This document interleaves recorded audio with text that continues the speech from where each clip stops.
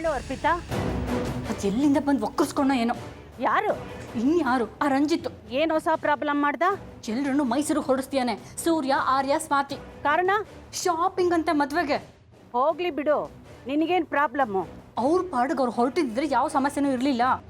ಆದರೆ ಇವ್ರುಗಳ ಜೊತೆಗೆ ಅಲ್ಲಿಂದ ಆ ಬಿಳಿ ಜಿರಳೆನೂ ಹೊರಟಿದ್ದಾಳೆ. ಯಾರು? ಆರ್ತಿನಾ? ಆರ್ತಿನೇ. ಇಬ್ರು ಶನಿ ಥರ ಬಂದು ಒಕ್ಕರ್ಸ್ಕೊಂಡಿದ್ದಾರೆ. ಈ ಮನೆಯಲ್ಲಿ ಈ ರಂಜಿತ್ತು, ಆ ಮನೆಯಲ್ಲಿ ಆ ಶೋಭಾ. ಓಹೋ, ಶೋಭಾ ರಂಜಿತ್ ಇಬ್ರು ಪ್ಲಾನ್ ಮಾಡಿದಾರಾ? ಎರಡು ಫ್ಯಾಮಿಲಿನೂ ಒಟ್ಟಿಗೆ ಶಾಪಿಂಗ್ ಮಾಡೋದು ಅಂತ? ಆ ಸೂರ್ಯ ಆರ್ತಿ ಇಬ್ರು ಸಿಕ್ಕಿ ಮಾತಾಡಿ ಕಣ್ ಕಲ್ತು ಬಿಟ್ರೆ ಮುಗೀತು. ಆಮೇಲೆ ಡುಯೆಟ್. ನೀನಿದ್ಯಲ್ಲ ಮಧ್ಯದಲ್ಲಿ ಐಟಮ್ ಗರ್ಲ್. ನನ್ಗೆ ಹೋಗೋದಕ್ಕೆ ಅವಕಾಶ ಇಲ್ಲ. ಅದಕ್ಕೆ ಸೂರ್ಯ ಅವ್ರನ್ನು ಹೋಗೋದಕ್ಕೆ ಬಿಡ್ತಿಲ್ಲ. ಏ ದಡ್ಡಿ, ಅವನ್ ಪಾಡ್ಗೆ ಅವನು ಇಲ್ಲಿದ್ದು ಆರ್ತಿ ಪಾಡ್ಗೆ ಮೈಸೂರಲ್ಲಿ ಶಾಪಿಂಗ್ ಮಾಡಿದ್ರೆ ಏನೇ ಪ್ರಯೋಜನ? ಇಬ್ಬರಲ್ಲೂ ಮೂಡಿರೋ ಬಿರುಕು ದೊಡ್ಡದಾಗಬೇಕು ಅಂದ್ರೆ ಇಬ್ರು ಒಂದೇ ಜಾಗದಲ್ಲಿ ಇರಬೇಕು. ನೀನು ಮಧ್ಯೆ ಸುಳ್ದಾಡ್ಕೊಂಡು ಸೂರ್ಯನ ಮೈ ಮೇಲೆ ಬೀಳ್ತಿರ್ಬೇಕು. ಅದನ್ನ ಆರ್ತಿ ನೋಡಿ ಉರ್ಕೋತಿರ್ಬೇಕು.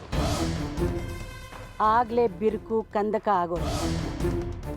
ಹಠ ಮಾಡ್ತೀಯೋ, ಮುನಿಸ್ಕೋತೀಯೋ, ಒಲಿಸ್ಕೋತೀಯೋ, ಒಟ್ನಲ್ಲಿ ಸೂರ್ಯನ ಜೊತೆಲಿ ನೀನು ಮೈಸೂರಿಗೆ ಹೋಗ್ಲೇಬೇಕು.